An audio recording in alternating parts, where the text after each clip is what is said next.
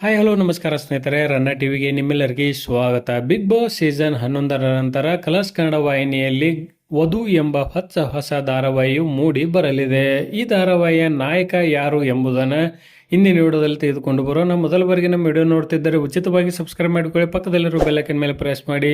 ನೀವು ಸಹಿತ ಈ ಧಾರಾವಾಹಿಯನ್ನು ನೋಡಲು ಕಾಯುತ್ತಿದ್ದರೆ ಈ ವಿಡಿಯೋಗೆ ತಪ್ಪದೆ ಒಂದು ಲೈಕ್ ಮಾಡಿ.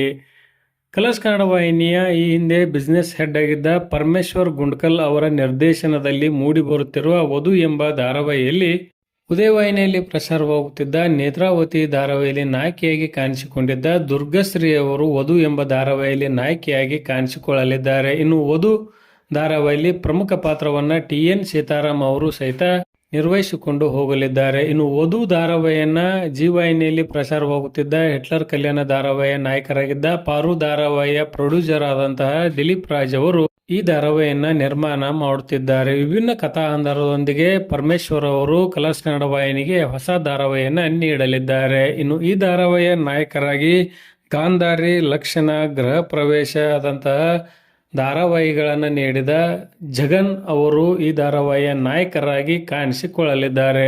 ಜಗನ್ ಅವರು ನಾಯಕರಾಗಿಯೂ ನಿರ್ಮಾಪಕರಾಗಿಯೂ ಕನ್ನಡ ಕಿರುತೆರೆಗೆ ಸೇವೆಯನ್ನ ಸಲ್ಲಿಸುತ್ತಿದ್ದಾರೆ. ಇದೀಗ ವಧು ಧಾರಾವಾಹಿಗೆ ನಾಯಕರಾಗಿಯೂ ಸಹಿತ ಇವರು ಕಾಣಿಸಿಕೊಳ್ಳಲಿದ್ದಾರೆ. ಇದರ ಬಗ್ಗೆ ನಿಮ್ಮ ಅನಿಸಿಕೆ ಅಭಿಪ್ರಾಯವನ್ನ ಕಮೆಂಟ್ ಬಾಕ್ಸ್ ಅಲ್ಲಿ ತಿಳಿಸಿ. ಧನ್ಯವಾದಗಳು. ನಮಸ್ಕಾರ. ಶುಭ ದಿನ.